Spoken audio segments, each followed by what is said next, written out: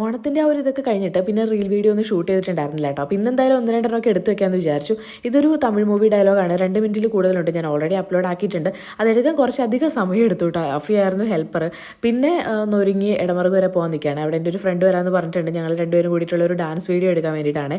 അവൾ നാളെ വരുമെന്നാണ് പറഞ്ഞിരുന്നത്. പക്ഷേ ഇന്ന് വിളിച്ച് പറഞ്ഞു എന്തായാലും ഞാൻ വരുന്നുണ്ട്, അപ്പോൾ നമുക്കത് എടുത്ത് വെക്കാമെന്ന്. അങ്ങനെ ഞാനും അഫിയും കൂടിയിട്ട് ഒരു ഓട്ടോ പിടിച്ച് ഇവിടെ എത്തിയപ്പോഴത്തേക്ക് അവർ ഓൾറെഡി വന്നിട്ടുണ്ടായിരുന്നു.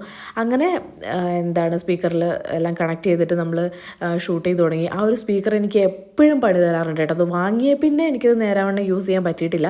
ആദ്യം ഒന്ന് നമ്മൾ വാങ്ങിയിട്ട് അതിനെന്തൊരു ബാറ്ററിയുടെ കംപ്ലൈൻ്റ് ആയിട്ട് അത് കൊടുത്തിട്ട് വേറെ അതായത് മാറി വാങ്ങിച്ചതാണ്. പക്ഷേ അപ്പോഴും അത് പ്രശ്നമായിരുന്നു.